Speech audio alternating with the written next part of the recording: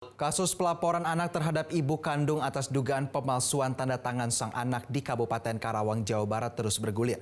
Majelis Hakim meminta kedua belah pihak untuk mediasi agar kasus tersebut segera berakhir.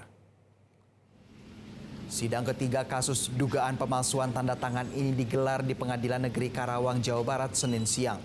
Agenda dalam sidang kali ini mendengar keterangan saksi yakni kakak kandung dari pelapor yakni Dandi Sugianto.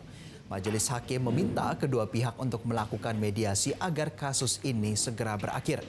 Usai sidang saat diminta keterangan oleh para awak media, kedua belah pihak bersedia untuk melakukan mediasi.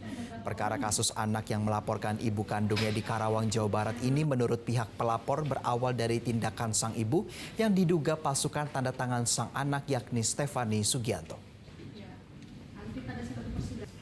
Pemalsuan tanda tangan itu bukan karena harta. Cuma pemalsuan, Bu, ya? Iya, hanya pemalsuan tanda tangan. Bukan harta minta warisan. Bukan.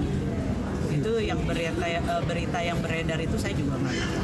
Jangan dipelintir, saya tuh nggak minta harta. Saya hanya minta keterbukaan orang tua saya dari hasil pernikahan selama beliau dari menikah awal sampai meninggal. Tanda tangan itu perihal apa sih, Bu? Berkas draft apa? SKW.